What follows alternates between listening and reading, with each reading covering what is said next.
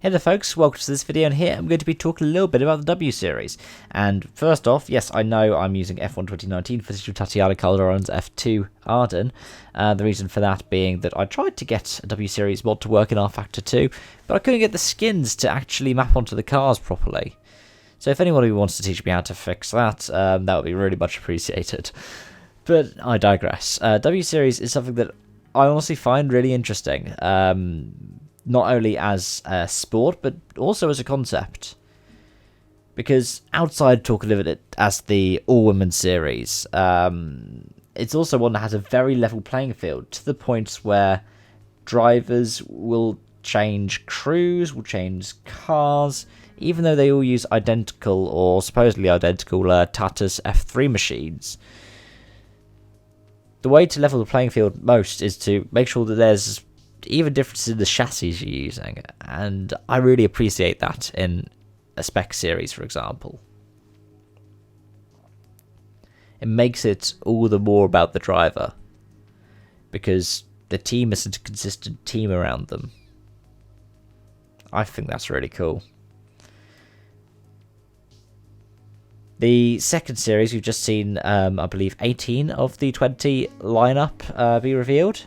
And whilst we've had the top 12 all retain their seats in W Series, which is amazing, it's brilliant to see someone like Jamie Chadwick coming back, even as reigning champion, because it gives so much credibility to the platform, I think, to be able to go, yeah, this isn't just like a gateway to something else, it's also its own series. And I wonder what the competition between, say, her and Bicycle Vissa will be like next season.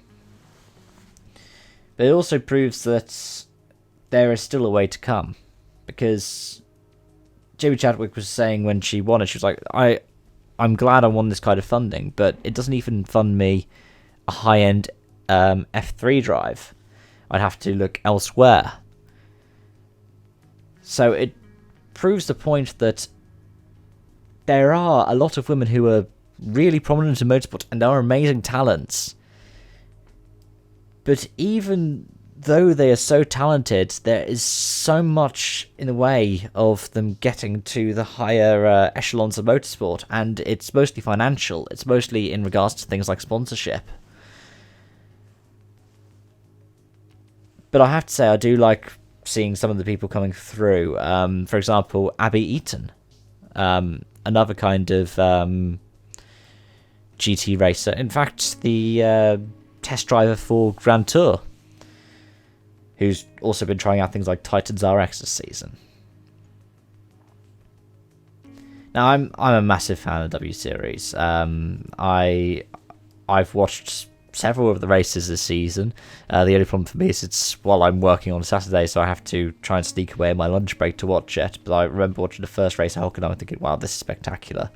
And watching the finale at Brands, and that was really cool to be able to just sit down and watch.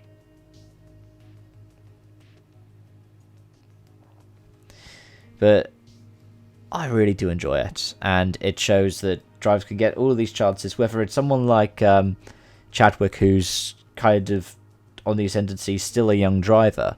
Or, for example, one of the stories that I liked following was Emma Kibalainen, I think I'm pronouncing that name correctly, who took a hiatus from motorsport around 10 years ago to start a family, and then about 5 years ago decided she was going to get back into motorsport, and she's still competing really well in the W Series.